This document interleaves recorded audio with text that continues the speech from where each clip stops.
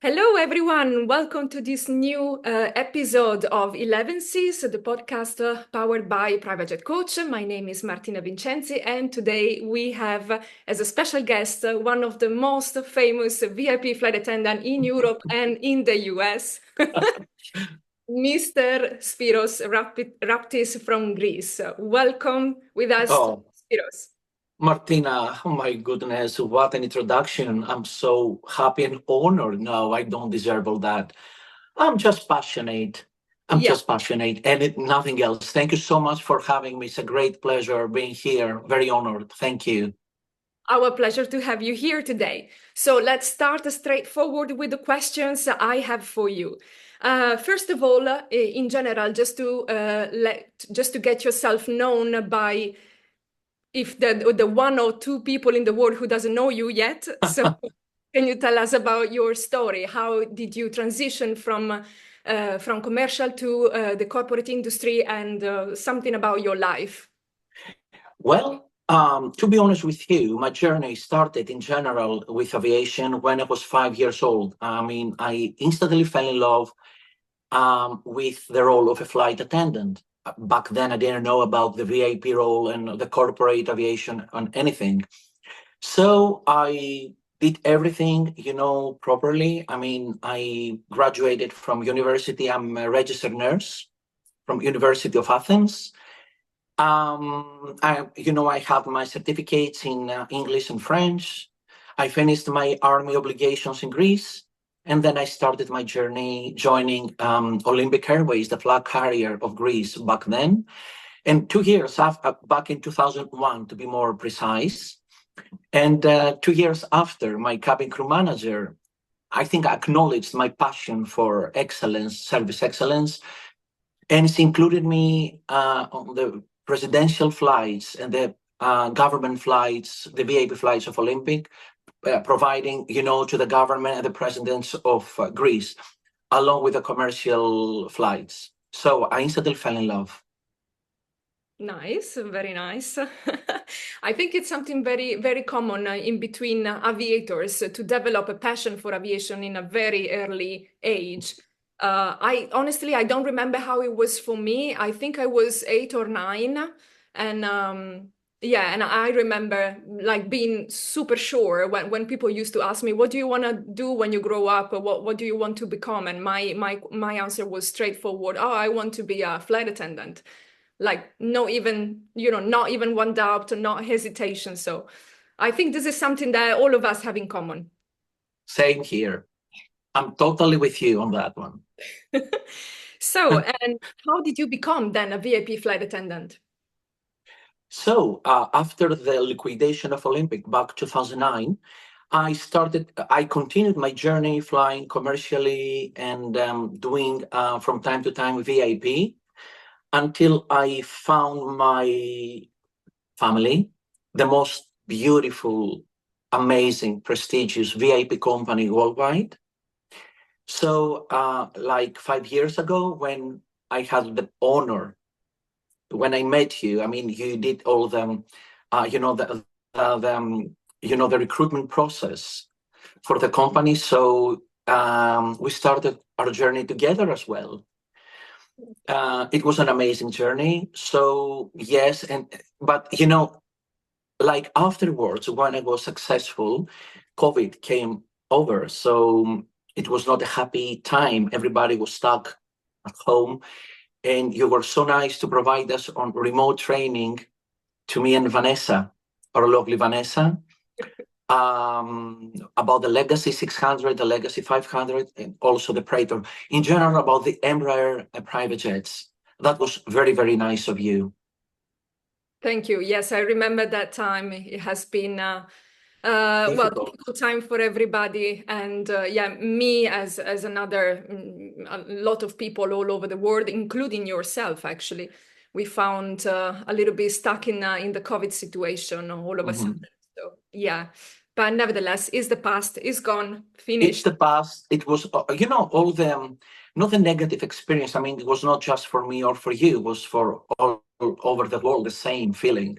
The isolation, you couldn't do your job properly, all the tests and blah, blah, blah. Yes, but it was a very valuable experience for all. Made us even stronger. Oh yeah, definitely. So yeah. And well, at least Italy, I was in Italy at that time, and Oh, Italy was very strict with the lockdowns, the curfew, and everything. But as soon as it managed to open up a little bit, and we started flying, I'm sure you agree with me. Private jets were like non-stop. I have never flown that much in my life, like during the COVID period, because yeah, all the airlines had the fleet on the ground, canceled flights, and nobody was moving. So the only way to actually travel from A to B, it was very often on a private jet. And yeah, so we had quite a lot to do. We were quite busy in that period of time. we were very privileged. We never stopped being busy. So Yes, we and were very happy people. We oh yeah, love flying. So and it lasted for quite some time. Like I would say this happy wave, let's call it that this way, it lasted for probably 3 years, 3 years and a half of non-stop, not even a difference between the summer season, which is normally very busy, and the winter season, which is normally quieter. Still, it was pretty much the same, like super busy all the time. it was always busy. Still is. So we're Yeah. very happy. Oh yeah, definitely. So, I know you are familiar with both the European and the American market of private Correct. jet. So, what are the three characteristics, on your opinion, that can identify the two different type of markets? To be honest with you, um, the Europe and America are two totally different markets. Yes, are the same needs, lovely people. I think that in Europe we are more, more focused on, service excellence. But I mean, European guests are expecting maybe more from us. The US customers are more relaxed, even the celebrities. It's different, but even if we have like not a very fancy service and catering order in America, we make it fancy ourselves.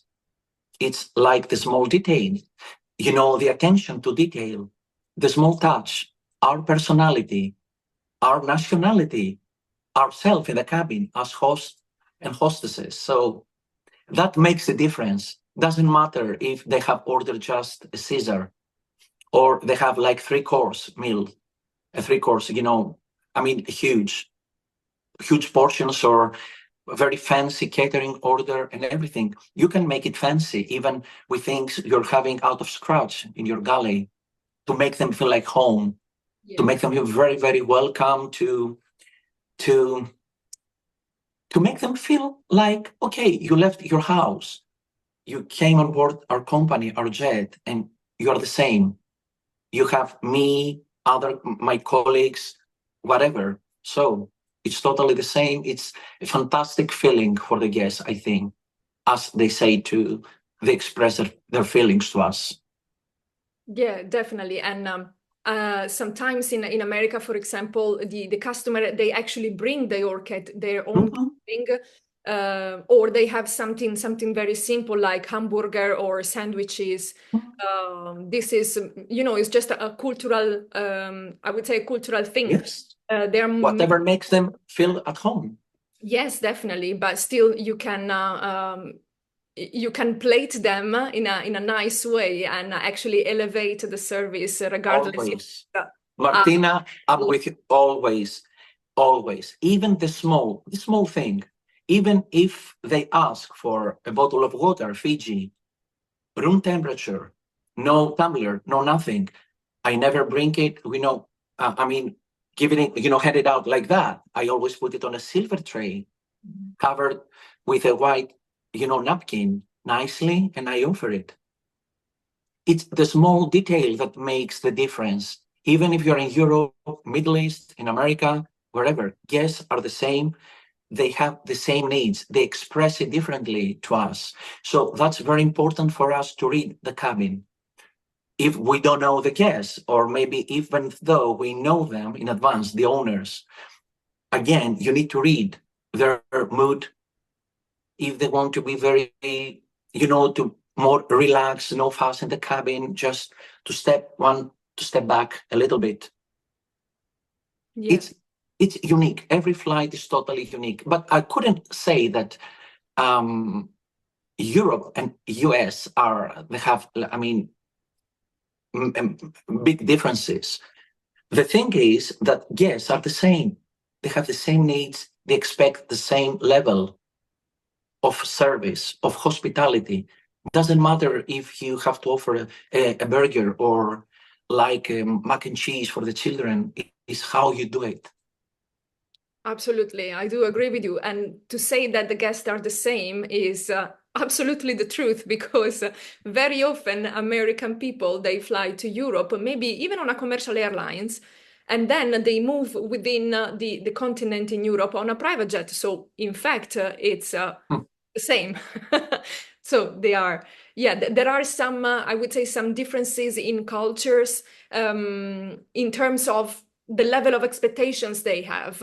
But nevertheless, I think you would agree with me, when you work on a private jet, you always have to treat like the highest level of expectations and always manage your flight as you have to perform at top level every flight, regardless if they are, if they want to eat, I don't know, the chicken wrap with their hands and not cutlery, still you have to provide an excellent service regardless of that. Not just that. I mean, I had the great honor, to have as my guest one very, very, very prestigious and super famous athlete. I cannot be more specific, of course, due to confidentiality discretion, in America with his family, and they had a newly born baby. He was so lovely that he wanted to take care, to look after the child. So when he was asking me for, after the meal, a cappuccino, I asked him, I said, "Sir, are you right-handed or left-handed?" Just to know, to be more easy and comfortable for him, to be like at home, to know, to have access to the drink. That's the small details I'm saying that makes, VIP so important for someone's experience. You just touched my soft spot. I am a left-handed, and I I know. absolutely adore when people acknowledge the fact that I use the left hand and not the right hand. So amazing. You know what they say about the left-handed people? No? Higher IQ. Well, Yes. I'm not sure about that. But They do, yeah. You know to whom I'm referring also. yes, I know about Okay. the passion. Yeah, yeah, of course. Although when I was at school, so I am the only left-handed of my family, actually, and my brother still makes a lot of fun of me, because when I was at school writing with my left hand, I was, with the lower part of the hand scratching on top what I just wrote and actively making a mess, because bless you. pen was still fresh, whatever. So he still makes fun of me. But you're very special, I'm telling you. Absolutely. I couldn't be more proud of being left-handed and belong to this 10% of the world population being special. Anyway, I totally agree. next question for you.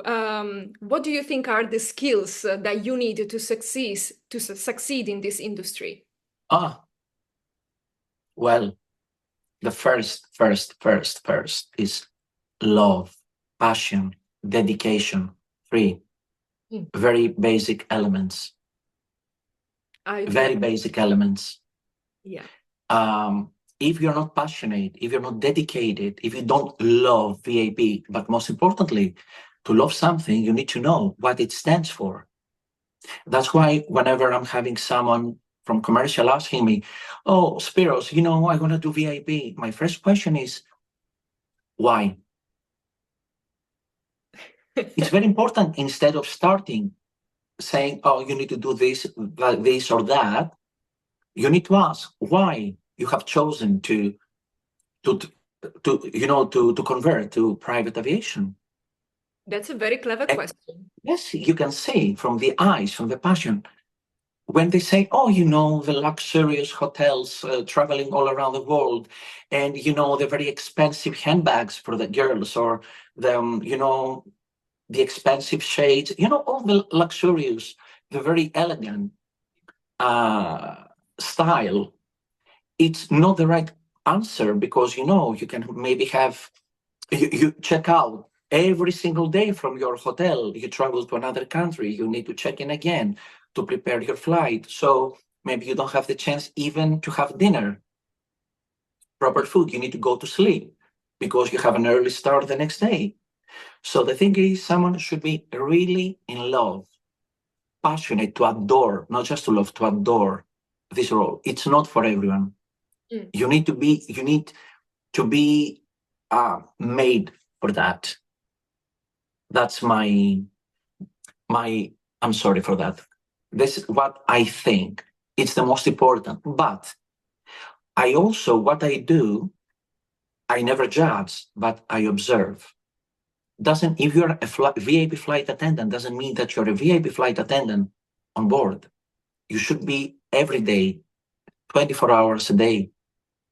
How you treat people on the street, on the underground, when you go shopping, the service staff at the restaurants, elegance. It's very important for me. Being elegant. A trick that I use when I in particular during recruitment, but not only, like, for example, if I'm doing a line check, for example, with somebody, I like to go for a meal with them, or at least a coffee, and see how they behave in public and how they treat service personnel of another industry effectively. That really tells you a lot. And I don't want to scare our audience saying that you are observed 24/7, but as you said, it's not for everybody. And if I'm really seeking the true passion and love in you, I'm gonna look for it, and I'm gonna look for it until I find it. If I cannot find it, then I might, reconsider you as a candidate, or I might try to turn the situation in another way to make it come out. But it's really important to see how people behave when they are interacting. The thing is, I totally agree with you. Remember when I told you, when I did my second VIP training before I met you with Maria, she told me, she was doing the same like you. It was a transition. I came to your interview, and when you asked me about the menu, I put out, my white gloves, and you were smiling, you were shining, and you said, oh my gosh, finally. Oh, yes. Finally. Yes, it's important. It's the elegance to be proud of yourself, to be proud of what you do. Yeah. And for the records, when I did the first interview, the first face-to-face interview with Spyros, he came to the office well prepared and bringing some menu to pretend we were on a flight, and he gave to me and to the other interviewer a little bit of a glimpse of his service style, and that was absolutely amazing. You show what you can do, and this is something quite important when you are on an interview, so people can actually taste a little acknowledge, see. Exactly. And the thing is, you took the initiative. You were very, you decided, you said, guys, this is the first lockdown to me and Vanessa. We were stuck for, it was like 20 days, for a month before we started, commuting. You said, let's do it. You, as an instructor, let's do it. You made such an effort to show us around, the interior, from the manuals and everything on the jet, how it works, providing all the steps, with regards to the role. Yeah. It was we were new joiners. We were starting, the effort in Europe. So you put all your effort on that with a great passion. Wow, it was cool. Well, I would say one of a kind. I would say both our passions are quite of a high level in this industry. So next question, my favorite. I am waiting for you to tell the story. I heard this story 1,000 times already, but I will never be tired of hearing it again. Tell me about the special treat you did for one of your customers and their dogs, actually. If you want to do VIP, or to be more general, if you want to be a nice human, a good person, animals, these angels are the most important thing. We don't deserve them, just to put it like that. And because animals are a huge part of an owner's family, they need to be treated like VIP owners to have the exact high level, the excellence, and something very unique. Okay, you're talking about the Pawcktail, a mocktail for dogs. Yes. Okay, I'm not going to say I did invent it, but I had a lovely dog a couple of years ago, called 1.5 years, or maybe more, called Oscar. So I was trying to think, okay, I bought the dog bed, some toys, a blanket. We had a blanket and everything, but something to go the extra mile. So I found it. I did my research online, and I found a mocktail about dogs. So with chicken broth, unsalted, cucumber puree, ice. You stir it.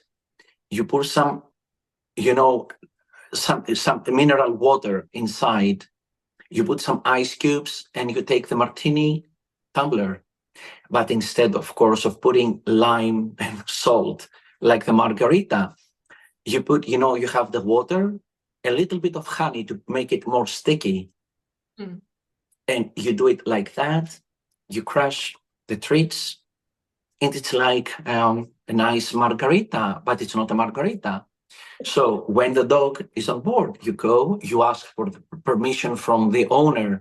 If I have the pleasure to serve this mocktail to your part of the family, the most important, I mean, the dog. And they always laugh. Give something extra, I think. It definitely is. So basically, you have the martini glass. You just spread the honey on the rim, and then you crush the treats so they stick on the honey. You take something like a small bowl, like we do with your margarita, with the lime juice and the salt. Yes. But you have water with some honey to make it more sticky. Yeah. You do it like that, and then you have crushed the treats, and you make it like salt grains on the top of the tumbler.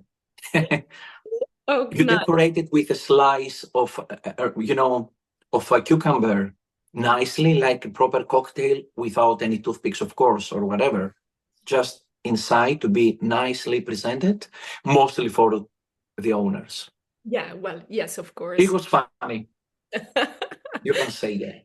Yeah, I can imagine. Yeah, that was a very, very nice touch, and I'm sure that the owner was quite impressed about. Yeah, they were.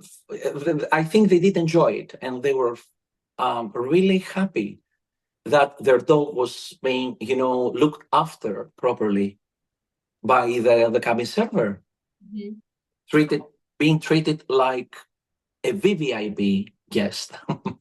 I think probably the secret to this industry is that you have to show that you care. You care for their dogs, you care for them, you care for their luggage, you care for their belongings, their well-being. They need to feel that you you actually care, that they are important to you. That's what is very important. My company encourages that. I mean, you don't need just to follow the manual standards. You always do the service standards, no question on that. But we always put the extra element of ourselves, from our personality, from our origin. That's the most important thing. It's not just you serve some food. Yeah. You make it special, like an event to them.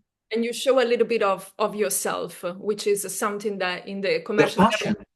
is not allowed. So Even the small gifts, if you provide something elegant, small, just to remember you and your company, of course, they can afford to buy the whole industry. yes, But they're feeling really touched that you were thinking of them to buy something for them, just to remember you till the next time. That's the goal. yes. Having dedicated people, I mean, to make the connection. I do agree, absolutely.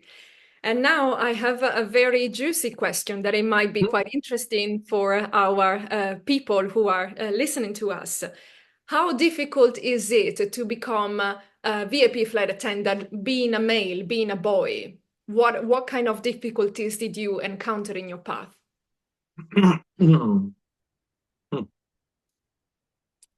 Now, you can make me very sentimental because, yeah, as you know, if you love, adore something, you have the greatest passion for something, and you're not able to achieve it on time, to get it, even though you know that you have made all the efforts to fulfill, to enrich your CV, your resume, with all the things. Most of the times, girls, of course, they have like a priority, and especially in some regions in maybe the Middle East or I don't know where, but you can find it even at commercial. Not that much, but I can say that it took me a lot of time, sleepless nights, crying, effort, being stubborn. This is my goal. This is my life. This is my job.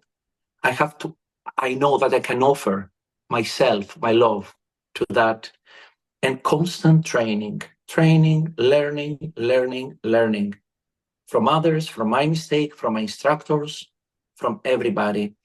And I'm sure that in the end of the day, if you really love it and you never give up, you're going to get it, no matter what. This is the truth, my truth. This is reality. But you need to be focused, dedicated, and to know what are you trying to achieve. It's not an easy business. The role is really difficult and demanding. But if you love it, it's not like a job. It's satisfaction, it's happiness, joy, and everything. But yes, especially for men, we are the minority. But I'm so blessed, honestly. I'm so grateful and blessed that I belong to a family. My company is my family, that they don't have any discrimination. They both hire female cabin servers, male cabin servers, and being treated equally. That's the most amazing thing. I mean, I've been flying for 23 years, since 2001, and I haven't ever seen anything similar. I'm really blessed and very, very grateful to them, honestly. I found my family. That's very nice. Yes. And it is true that maybe, it depends on which geographic areas the market, the industry is more inclined to hire also male flight attendants. I would say definitely in the western part of the world, this is not a problem at all. I would say in Europe, we are walking towards that direction. Still, you know, there are some road ahead of us, but nevertheless, we are on the right path. So this is very good, because it shouldn't be, in my opinion, it shouldn't be any type of discrimination whatsoever regarding the age, the gender, or anything else at all for this job. I totally agree, because everyone, they can offer something different, unique. That's why I'm saying that it's very rare to find a company that fulfills all your requirements and that provides you with an excellent environment. I mean, I cannot even, how can I put it? I mean, I'm so grateful, honestly. I'm really blessed. I'm really blessed that I'm happy, extremely happy. I mean, it's important to have people that they look after you constantly. Your employers, it's amazing. So, yeah. Yeah, definitely. I do I'm very agree. lucky. And last question for you. What is the worst and the best experience you had with your customers on board a private jet? If you allow me, Martina, I'm not gonna be like, I'm not gonna reply back to you in the usual, way people do. Oh, I had a guest, blah, blah, blah, blah. No. The best experience is my everyday experience with my guests, the different kind of guest owners, people on board, their smile, their happiness. If I can assist with something extra, if I can make them smile a little bit more, with a service or with my personality, maybe, that's the best experience I'm having every single day. I'm not going to be more precise. And the worst, there is no worst. I mean, okay, all people are different, owners are different. You can make, with your passion and your love, the bad experience become a memorable, nice experience for them and for me. Keep learning from your mistakes. Yeah, definitely. I'm not sure if I replied properly. Oh, yes, yes, yeah. It is actually very clear what you're trying to say, so that it doesn't really matter how bad of a day you had, you can still learn from it and bring You can turn it to a good experience, even the bad. Absolutely. You do mistakes. I mean, you can do it. I mean, we're human beings. We're not flawless. So you learn. The thing is to learn, not to do it again or to make it differently, to make it happen. And the most important thing as well, we haven't mentioned the pilots. The significant role, our amazing pilots. There is no barrier. I mean, between, the door, between the cockpit and the cabin. This is the mentality of VIP. We are a team like that. They're always there to help you, to look after you, to assist you in case should you need something extra and you cannot make it alone. This is very important. That's why I wanted to mention the role of our pilots. They work really hard as well, very, very hard. People, they don't know that. They think that they only, piloting. No, the role is even more complicated. Yes. We fulfill its other roles. We make the connection. And if you're not a team with your pilots, because it's your family, they are your family as well, you cannot make it. You cannot have a successful flight for me. So even the fan making some jokes to make, the time pass by more quickly, in a happier way, because, they are stuck in the cockpit. So providing them with a nice drink, with an excellent meal, nicely presented, you show your love and affection, and that you pay attention to people that you've been surrounded with. Exactly. Absolutely, that's very true. Also, the job of a pilot on a private jet is different than the job of a pilot on a commercial airline. But nevertheless, I don't want to spoil anything because one of my guests for one of the next episode of Elevenses, he will be a pilot, so he will tell us everything we need to know. For sure, but and also, people need to know that about the ground staff, the FBOs, or people at the office. It's a chain of communication. Yeah. You cannot make it alone. Yeah, definitely. People at the office are going to assist you no matter what. With a catering order, if it's late, that's why communication, being always relaxed and calm is the most important thing. You create a very peaceful environment in the cabin. And you relieve your pilots from the stress, because we cannot fly without their skills, their piloting. I mean, we go from point A to point B safely.